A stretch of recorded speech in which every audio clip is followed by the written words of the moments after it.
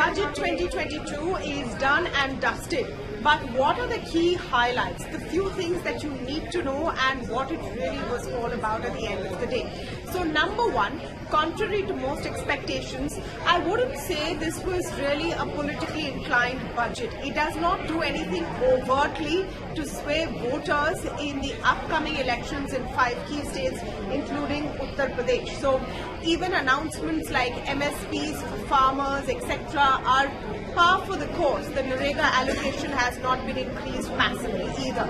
On the macroeconomic front, the fiscal deficit target of 6.8% has been missed marginally. It's 6.9%. Importantly, Finance Minister Nirmala Sitharaman targets a fiscal deficit of 6.4% for the next financial year and plans to stick to her target of 4.5% by 2025. Now, is that being optimistic considering that there are a lot of headwinds that are facing us, including high crude prices? Well, that is something we'll have to see. Some of the other key highlights, just the big numbers that I'm talking about right now, is how the divestment target of 1.75 lakh crores has been missed massively. This is even after the successful sale of Air India, and the pragmatism that has followed, with the target being reduced significantly to 65,000 crore rupees for the next fiscal year. So some clarity over there that such a huge amount of disinvestment just may not happen.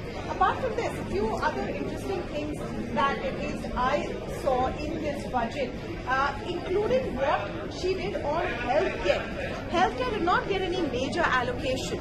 And this is a third year of a pandemic, third wave of a pandemic. So no major allocation there for healthcare, for education, and to address the learning loss that kids, especially in rural India, have suffered after 2 years out of school.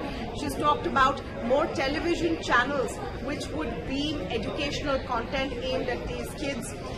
The big headline that everyone's talking about, of course, is on crypto taxes. Now, it's bad and it's good for crypto assets. It's good in a sense because if you tax something, you're giving it recognition of legality, because why would you tax it if it was illegal? So crypto assets, in a sense, now get a legal nod. They will be taxed at 30%. You cannot offset any losses, and there'll be a 1% TDS. It could be seen as a big blow to the nascent industry, where you have a lot of crypto investors who put in a small amount of money and will have to pay a relatively higher tax on them.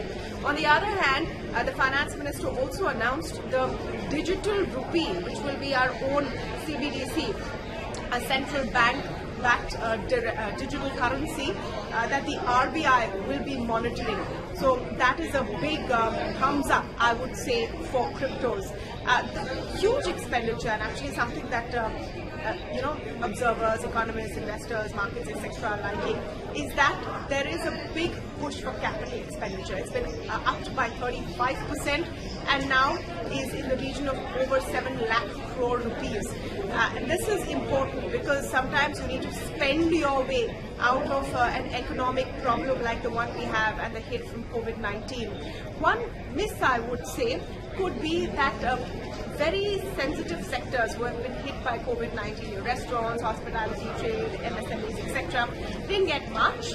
They have got an extension of the emergency linked credit guarantee scheme, which means banks can lend to them and then the government guarantees some of that amount. So the amount they've guaranteed has been increased by 5 lakh crore rupees. Some would argue that that's very little compared to how hard they have been hit, even with the Omicron wave, which wasn't very bad health-wise, but led to restrictions which harmed these sectors once again. So net, if I were to sum it up, it's a budget which talks a lot about future vision, about ease of living, ease of doing business, about moving to electric vehicles and green power energy.